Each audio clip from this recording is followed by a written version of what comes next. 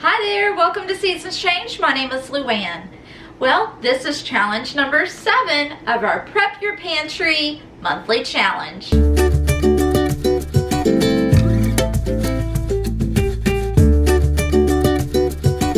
Well, hi there and welcome to Seasons Change. I'm Luann and this is our number 7 challenge of the Prep Your Pantry monthly challenge. Well, if you're joining us here today for the very first time, let me tell you a little bit about this challenge. This challenge is for anyone who's interested in growing or expanding their current pantry or starting a pantry from scratch. Now, there's many reasons for wanting to grow or expand your food pantry, and that could be things like natural disasters may hit, job loss, illness that prevents you from getting to the grocery store as often as you need to, or just the mere fact that prices are rising. Some of you may live in parts of the country where you need to prep for hurricane season or different natural disasters that are prevalent to your area. Now, with this challenge, I will post one video on the first day of each month, and in these videos I will present 2, 3, sometimes 4 different challenge items, and these are the items that we are going to focus on for the month. Now, you don't have to focus on all 4. This is fully customizable to your own needs and your budget. You can do one challenge, and then once you reach the end of our 12 challenges, you can circle back and pick up the items that you left off, or you can do a different challenge item per week. It's totally up to you how you want to approach this challenge. Real quickly, I want to throw in there that I did create a Facebook group. Everyone's welcome to join. Just be sure that you answer that security question to get approval. If you're not on Facebook or you don't like doing social media, that's perfectly fine, because I'll always be available down below in the comments section of these videos if you have any questions or any tips that you would like to share with the rest of us. Okay, that's enough chit chat. If you're interested in seeing all of our other challenges, I'm going to put a link down below to that playlist. But for now, let's head on into my kitchen so that we can look at this month's challenges.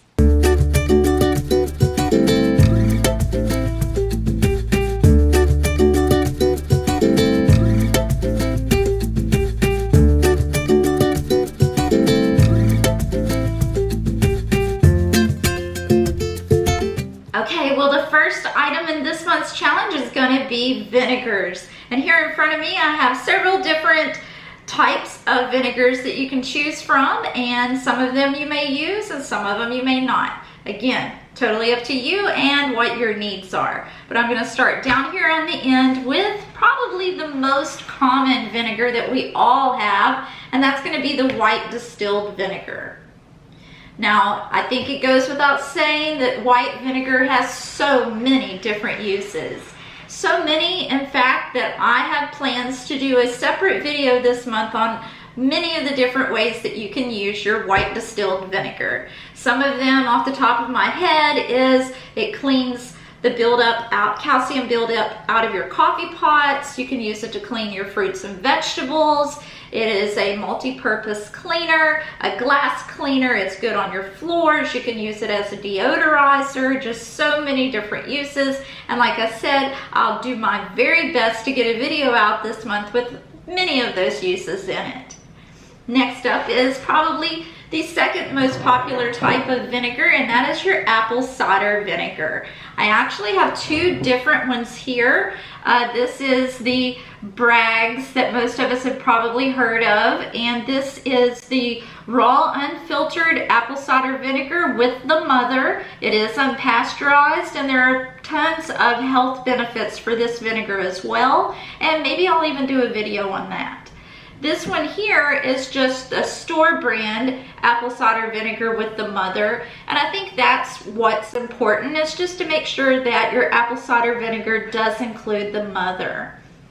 Okay, moving on, I have a balsamic vinegar here, and what I like to use this on is to either make a balsamic glaze to put on like a caprese salad, or and what I mean by caprese, that's where you take the basil and the mozzarella and the diced up tomatoes, maybe a little bit of red onion, and you can chop it up and pour the balsamic vinaigrette over top of that, and it's really good to eat on like a toasty wedge or on a cracker even, it's good.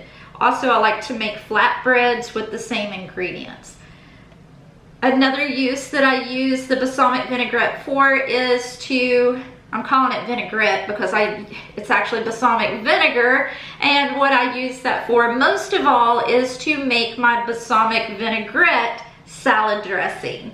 And that is very good to put on like a chopped spinach salad that might have strawberries, blueberries, some nuts. It's just really good with that. And speaking of that, I have a strawberry vinegar here, and you can substitute the regular balsamic for a flavored vinegar that is also very good to put over salads or to make homemade salad dressings.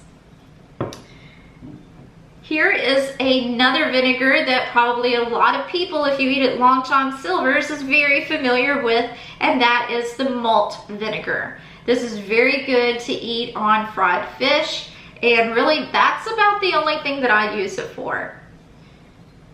Here we have a red wine vinegar. This is just something that several of the recipes I make call for. You can see here my bottle is just about empty, so I'm gonna have to see how many of these I have in backup and stock up on that.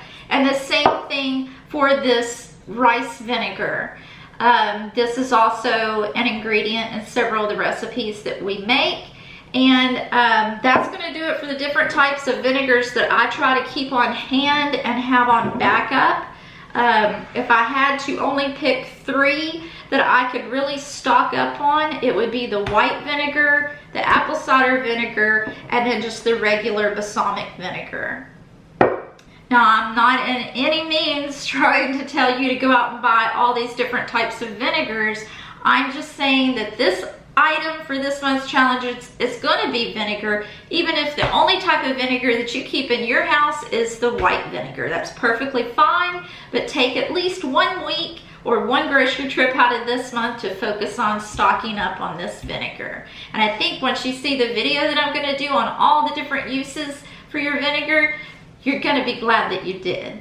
Okay, well that's going to do it for the first item in this month's challenge. Let's go ahead and move on to item number 2.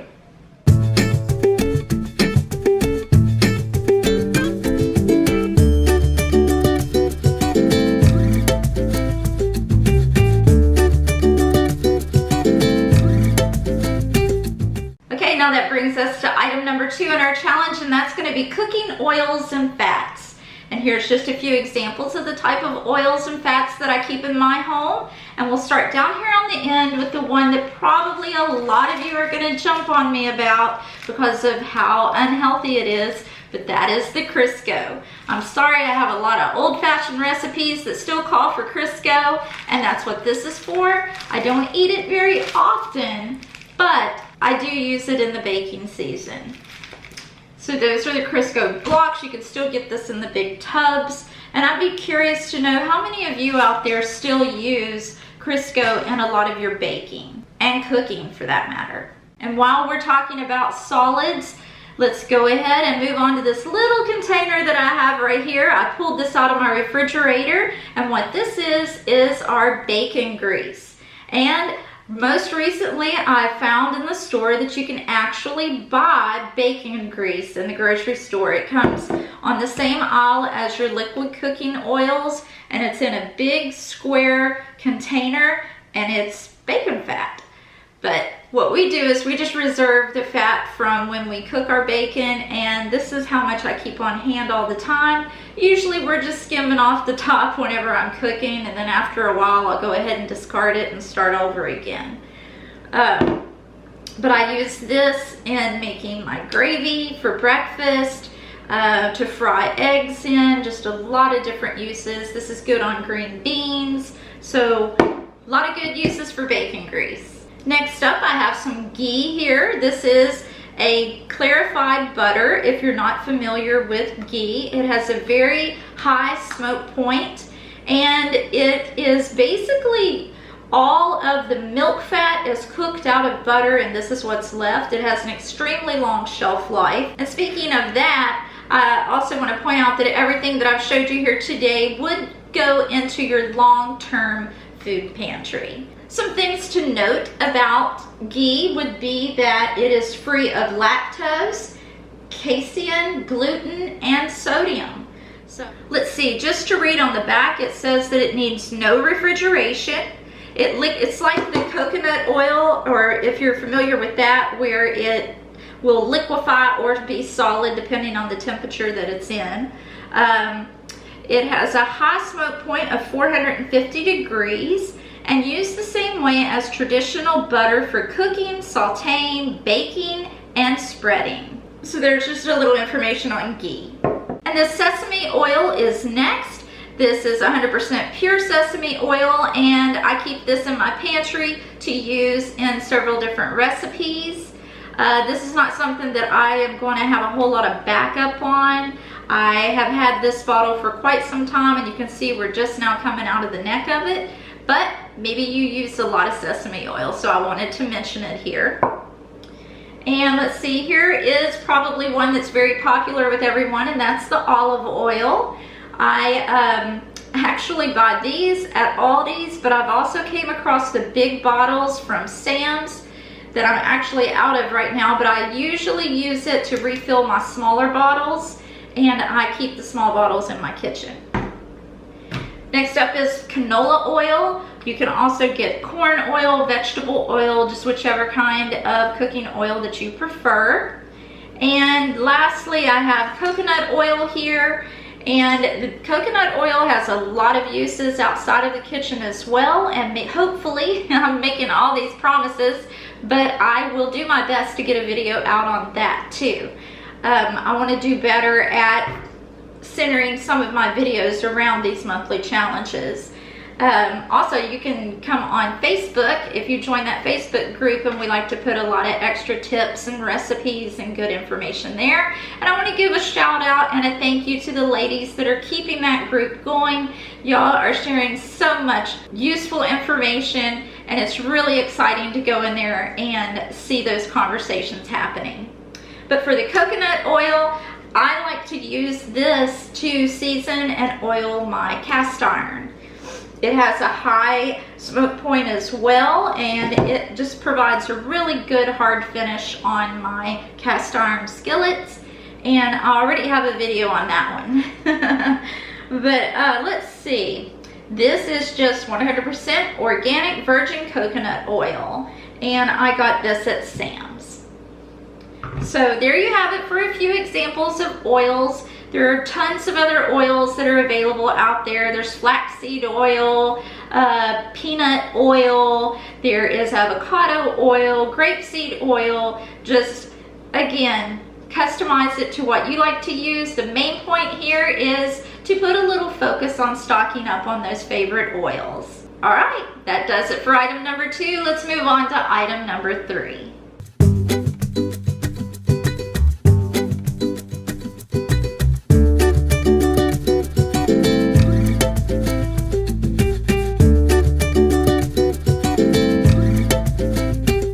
Okay, so here is the third item in this month's challenge, and that is going to be jellies, jams, spreads, and honeys. Down here on the end, I have a Stonewall Kitchen Wild Maine Blueberry Jam. I love blueberry jellies and jams and preserves. If I buy one from the grocery store, it usually is the blueberry. Now, my husband's favorite is the old classic grape jelly. So I always have several of these on hand for him as well. And now these jars here in the front are some that I picked up in Tennessee at Pigeon Forge. And this one came from Smoky Mountain Knife Works. This is Toad Jam. It's actually tangerine, orange, elderberry, sugar pectin, and citric acid. So if you're ever in the Pigeon Forge area and you're wondering about the Toad Jam, it is delicious. It's a combination of like the elderberry flavor along with an orange marmalade flavor, so a very good combination. Next up is this elderberry jelly. We all know the benefits of elderberry and how it's very good for your immune system. And I got this at Tennessee as well at a little Amish store there. So this is just your regular elderberry jelly. And at the Apple Barn, I picked up this little jar of apple butter. Now it's not little because we don't like it, it's little because we just don't eat it every single day. And if I get a jar even in this size, it's probably going to go to waste before we can eat it all. But these little jars seem to be just perfect. So those are just some of the flavors that we like to keep on hand. And now we'll move on to the honeys.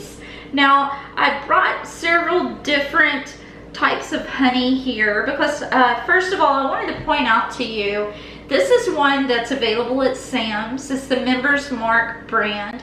And I think this is the one that comes in a 2-pack. This is a 40-ounce jug. And I just wanted to say that I probably won't be purchasing this one anymore because as you can see here, it crystallizes very quickly. We do eat a lot of honey, and as you can see, I didn't get very far down in the container before this started setting up really hard, and then I had to get into the liquefying it in the hot water and all that. So what I ended up doing is just putting the lid back on it and putting it in the back of my pantry to use for hard times. So I don't know, maybe some of you out there have purchased this from Sam's. Let me know in the comments if you have had the same experience with this brand. They do have another one there that I usually buy, and that's the one with the orange label. It's raw and unfiltered, and it's probably my favorite store-bought honey. But I don't have any of that right now. Now this Kelly Farms is a local Texas honey. So unless you're from Texas, you may not be able to find this brand. But I wanted to point out that if you do suffer with allergies, it's recommended to buy a local honey to your area and take about I think a teaspoon up to a tablespoon of this a day. Should help with those allergies. And then down here in the front is just another local honey that we get from a beekeeper that is a friend of ours. So there you go. This is some examples of some jelly, jams, preserves, butters, and honeys that I keep. And that will be it for item number 3. So now let's move on to item number 4.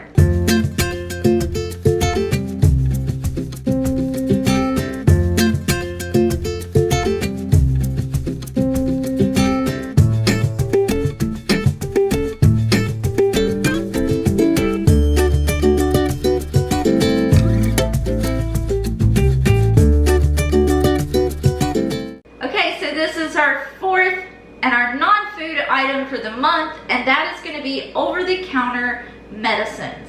This is going to be everything from your cold and flus to your vapor rubs, calamine lotion, just any kind of over-the-counter medication that you can buy and stock up on now while the prices may be low and the shelves may be stocked to their fullest. Try not to wait until cold and allergy season to fill up on these things. So we're going to get a head start on that now. Here's some examples, and I have plenty of them, of some of the stuff that I keep in my medicine cabinet. And down here, of course, are just your regular Tylenol cold and flu. And then I have a nasal decongestant. This is the store brand of a Tylenol cold and flu. And that's something, you know, you can take a look at those ingredients. You don't have to buy name brand whenever it comes to these over-the-counter medicines, because acetaminophen is acetaminophen, whether it's from Tylenol or the store brand. Back here, this would, I guess, be the equivalent of NyQuil. This is the liquid caps. We have some Mucinex, Alka-Seltzer. If you have allergy issues, here's your Allegra D. I have a cold and allergy mixture, and here's the Theraflu for flu and sore throat, Mucinex. I have a nighttime sleep aid here from Walmart, and here in the front I just have a little Vicks Vapor Rub, some throat lozenges, and some cough drops. And the one that I skipped over here in the back is Raleigh's Liniment. Now, I'm not sure how familiar y'all are with this, but I have had this in my family since the day I was born. I mean, I've always remembered this being in my grandma's cabinet. It looked a little different. It was in a glass bottle back then. My mom always kept Raleigh's liniment on hand, and now I too have always kept Raleigh's liniment on hand. And I'll try to find a link for this, and I'll link it down below if you're interested. But it is a tried and true method to relieve stomach issues. It's very, very concentrated. It has a very strong, like cinnamony or almost like a strong root beer type smell to it. But again, this is highly, highly concentrated. If you get this, be sure to follow the directions. It only takes like a 1/4 teaspoon or a 1/2 teaspoon to about 4 to 6 ounces of warm water. Plus you're gonna add some sugar in there. So this one bottle goes a very, very long way, but it is very good. I mean, like I said, it's been in my family for as long as I've been alive. And I don't know how long my grandmother or her mother used it before that. Not just this one bottle, of course, it does expire. But I just mean, we've used Raleigh's liniment in my family for generations. Okay, so there's some examples. One more I wanted to point out here is the calamine lotion. It is summertime. Kids are gonna be out there hiking and wandering through the weeds and everything, so it's good to have plenty of calamine lotion on hand. And I think you all have a pretty good understanding of over-the-counter medications. I also threw in here one of the Emergen-Cs. I love these. I try to get the ones in raspberry because it has added vitamin D, which is the one that's very good to have on hand in the winter time when we're unable to get outside in that 15-minute minimum time in the sun. But this is just the vitamin C. Well, actually this one here in the orange flavor actually says plus vitamin D and zinc, but I know not all of them have the added vitamin D. But either way, this is an immune booster. Now is the perfect time to start stocking up on these so that you'll have it on hand when the next cold and flu season does come around. And that's going to do it for this month's challenge. As a review, we do have our vinegars, and then we have our oils. For the third item, we have our jellies, jams, preserves, spreads, and honeys. And then finally, we have the over-the-counter cold and flu or various types of medications that it's good to stock up on now. Also, it may be a good time to focus on your prescription medications and make some changes where it's available. If you're able to order these online and have them stocked up, maybe in some cases you can get a 90-day supply and you just haven't got around to making that change in your prescription, well, now's the time to call that pharmacy and get everything lined up so that you don't have to go in there every 4 weeks. Well, I thank y'all so much for stopping by. Again, if you're new to our challenge, I welcome you. You can start right out with us right now, or you're free to go back to challenge 1 and start there. Be sure to check out our Facebook group if you're interested, and if not, I look so forward to hearing from you down below in the comment section. If you haven't subscribed to the channel, be sure to do so now, and if you hit that little bell, it will notify you each time that I post a new video, and I'm gonna do my best to get out some videos that do pertain to our monthly challenges. So I look forward to that, and I hope that you do too. Well, have fun out there shopping and happy prepping. I'll see you in the next one. Bye.